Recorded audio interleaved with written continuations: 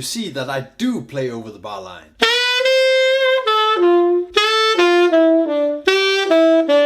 What I do is not changing the scale or the chord immediately when I move to the bar line. And I also move directly into the target note, but not on the bar line. When we're playing improvised music, we need target notes to aim for.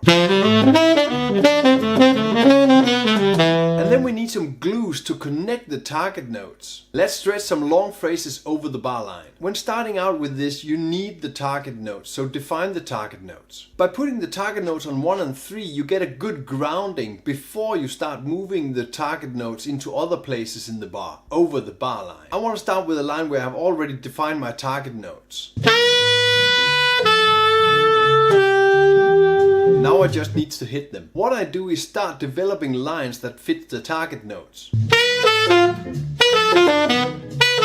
Just add 1 or 2 notes before the target note moving into the target note. And add a few notes after the target note to spell out the chord or the function you're playing. To spell out the function of the chord I'm on, I use the scale or the chord tones. Another example of approaching the target notes to spelling out the chords is playing a little longer lines. Both to and from the target notes. When I make longer lines, I can also elaborate more on the function. And here you see I mainly use chord notes. I want to give you a lot of examples on this because the music goes through the ears. Here you see I go all in on moving the target notes further into the bars. So what is it I'm doing when I'm moving these target notes into the bar? The basic thing I do is resolve later to the target note over the bar line. And then I add sufficient approach notes to that happen. To the A7 I target the E, adding a small approach in front of it, adding the A7 arpeggio behind it. And on the D major 7 I basically do the same, adding a few approach notes in front of it and then adding the arpeggio behind it. So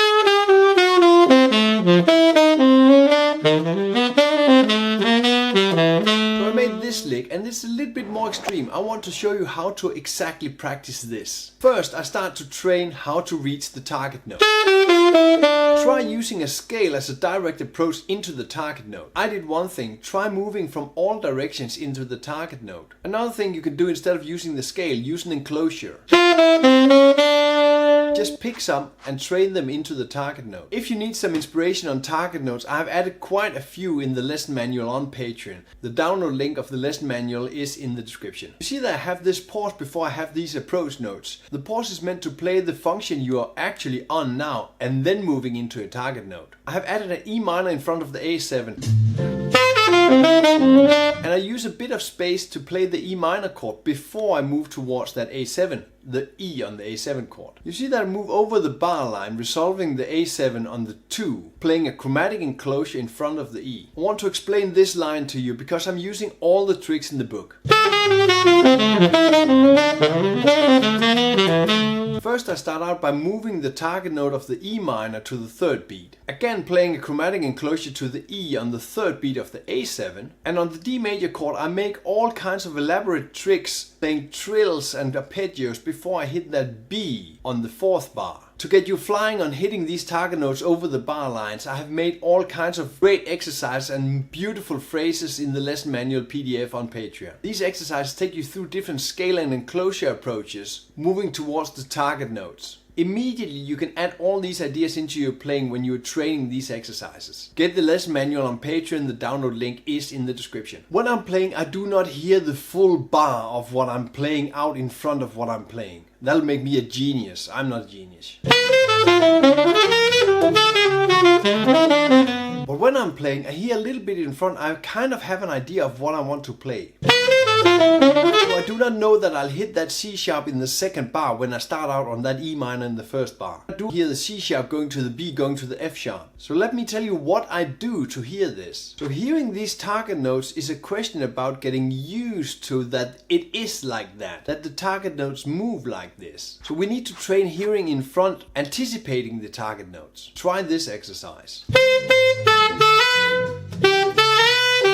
The basic idea in this is that the line is so simple that you can hear in front what's happening and where you're going. Play it with a play along, then you also hear the chords from the piano or the guitar. A very fun thing to do is playing it with a metronome. Then you don't hear the chords, you have to imagine those in your head. So the main challenge is here in front what target note you're going to hit. And the more you do this, the faster you become in hearing these target notes. They become automatic to you. When I've trained this simple version a bit, try some more challenging stuff. I start moving the target notes, adding a lot of rhythm, and now I actually put them different places in the bar. So hearing the target notes as they come is obviously very important. One thing you might have noticed is that I place my target notes in a horizontal line. This is very easy because you just have to play this horizontal line and then you hit all the target notes. But it's not really realistic when you are playing. Target notes are flying all over the place.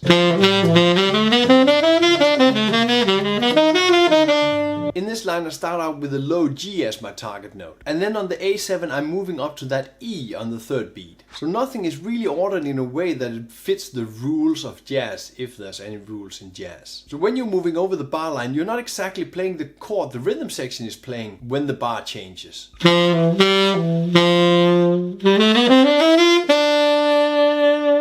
You go for your target note if it's before or after the bar, and this makes this suspense in the chords. And this is what you get when you move over the bar line. One thing I didn't mention in this video till now are groupings.